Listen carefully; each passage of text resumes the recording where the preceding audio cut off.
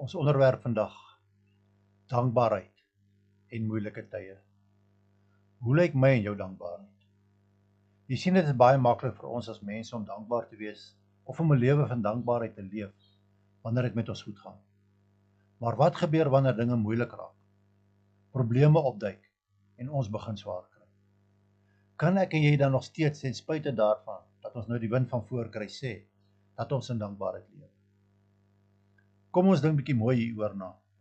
Kom ons wees eerlik teenoor onsself. Wat doen ek en jy wanneer die moeilike tye in ons lewens inbeweeg?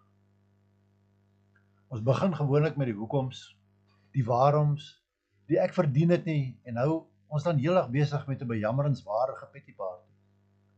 Dis daar waar ons veronreg voel en onsself so jammer kry, want ons so swaar moet kry.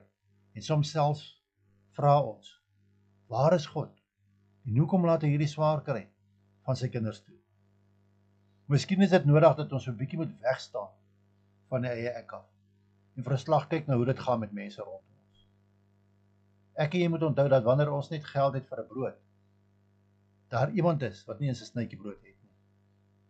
Wanneer ons kla oor die kar wat stikkend is, dat daar mense is wat nie eens kan bekostig om 'n kar te besit nie.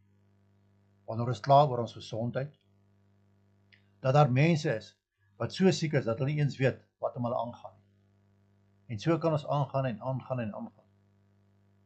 Onthou, daar is mense met wie dit beter gaan as met jou. Maar daar is baie meer mense met wie dit elke minuut van elke dag moeiliker gaan as met jou.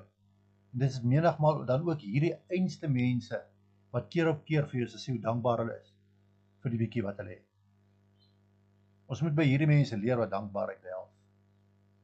Wees dankbaar as jy het, maar as jy nie het nie, wees meer dankbaar oor die bietjie wat jy wel het. Onthou, dit maak nie saak hoe swaar jy kry, of hoe moeilik die tye is wat jy deurmaak nie. Daar is altyd iemand met wie dit moeiliker gaan, as wat dit met jou gaan. Kom ons lewe 'n volgehoue lewe van dankbaarheid teenoor God, wanneer dit met ons goed gaan, en meer nog, wanneer dit met ons minder goed gaan. Ja, ek sê minder goed, wat nie sleg kan gaan, met 'n dankbare hart nie. Ek wil opnuut die versoek rig tot selfondersoek. Hoe wyd trek jou en my dankbaarheid teenoor ons Skepper Vader? Ek wil afsluit met die volgende teksverse ter nadenke. 2 Timoteus 2 vers 3. Draai jou deel van die ontberings, soos 'n goeie soldaat van Christus Jesus.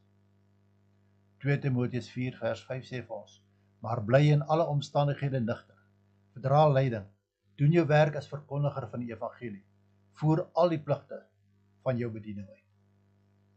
Romeine 5 vers 3, dit is egter nie al nie. Ons verheug ons ook in die swaar kry, want ons weet, swaar kry kweek volharding.